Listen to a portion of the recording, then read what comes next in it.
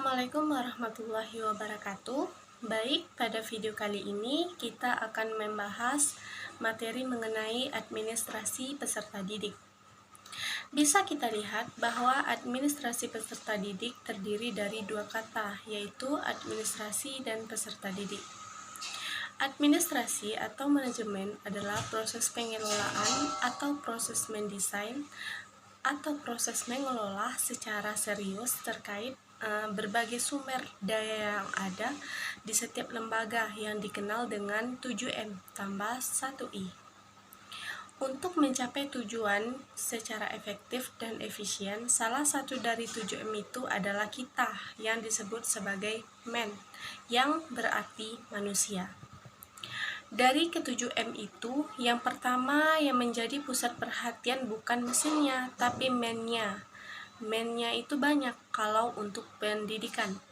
Peserta didik adalah salah satu yang dimasukkan untuk dikelola sedemikian rupa, mulai dari proses hadir, adanya kita sebagai mahasiswa atau siswa, baru sampai nanti di bagian terakhir kita lulus di sekolah atau di perguruan tinggi itu. Menurut Undang-Undang Nomor 20 Tahun 2003, peserta didik adalah anggota masyarakat yang berusaha mengembangkan diri dan potensi dirinya melalui proses pembelajaran yang ada, yang tersedia di tanah air ini, dimanapun tempatnya pada jalur, jenjang, atau jenis pendidikan tertentu, mulai dari PAUD, TK, SD, SMP, SMA, sampai perguruan tinggi. Jadi sesuai dengan jalur, jenjang, dan jenis pendidikannya.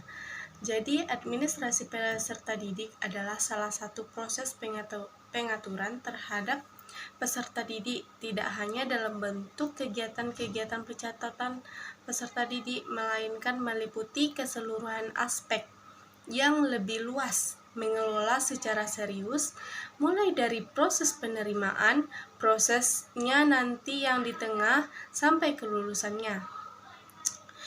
Peserta didik adalah seseorang yang dalam bahasa lain yang terdaftar di jalur atau jenjang dan jenis lembaga pendidikan tertentu yang selalu ingin mengembangkan potensi dirinya baik pada aspek akademik maupun non-akademik melalui pembelajaran yang diselenggarakan oleh sebuah sekolah atau perguruan tinggi. Seperti yang tadi kita bahas, yang namanya proses administrasi peserta didik itu didesain dengan serius, kemudian direncanakan sedemikian rupa, dan kegiatannya banyak.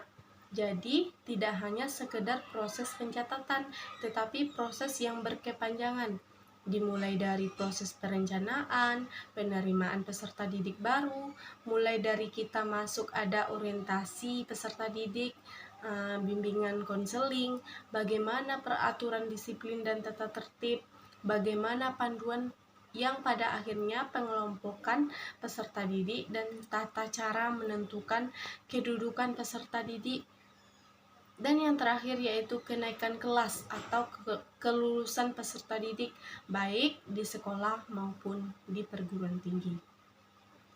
Ada dua fokus dari kegiatan administrasi peserta didik. Yang pertama yaitu dalam proses perencanaan terhadap peserta didik terdiri dari salah satunya yaitu menganalisis kebutuhan peserta didik itu sendiri. Yang kedua yaitu dalam proses rekrutmen yang pada hakikatnya adalah proses pencarian, proses untuk menemukan, menentukan, termasuk menarik calon-calon peserta didik baru yang mampu menjadi peserta didik dengan standar yang sudah ditetapkan oleh lembaga, sekolah, atau perguruan tinggi.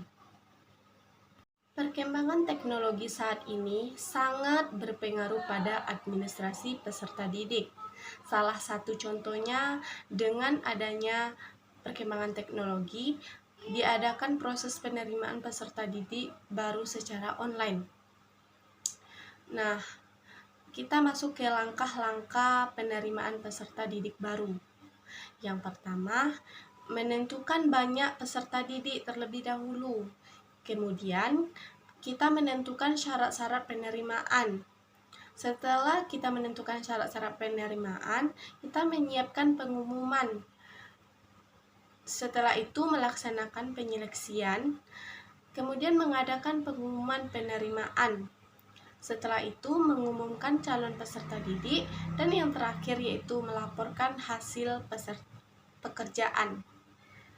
Nah, peranan kita sebagai guru dalam administrasi pendidikan adalah guru dapat dilibatkan dan ditunjuk menjadi proses penerimaan, atau guru harus ikut serta dalam proses penerimaan peserta didik baru. Yang kedua yaitu dalam masa orientasi, tugas guru adalah membuat agar peserta didik cepat beradaptasi. Nah, sebagai guru kita harus membantu agar peserta didik kita cepat beradaptasi dengan teman-temannya, lingkungannya, terutama sekolah atau perguruan tinggi tersebut. Yang ketiga yaitu guru diharapkan mampu mencatat atau merekap kehadiran dan aktivitas peserta didik. Sebagai guru atau calon guru, kita harus mampu mencatat kehadiran dari setiap aktivitas-aktivitas peserta didik, mulai dari kehadirannya, keaktifannya, sampai nanti ujian-ujian, latihan-latihan, dan yang lainnya. Nah, peranan terakhir kita sebagai guru atau calon guru dalam administrasi pendidikan adalah guru berperan dalam menyusun grafik proses belajar peserta didik. Yang dalam artiannya, guru harus sebelum memulai pembelajaran, guru harus merancang pelaksanaan pembelajaran terlebih dahulu, menyusun bagaimana pelaksanaan pembelajaran ke depannya.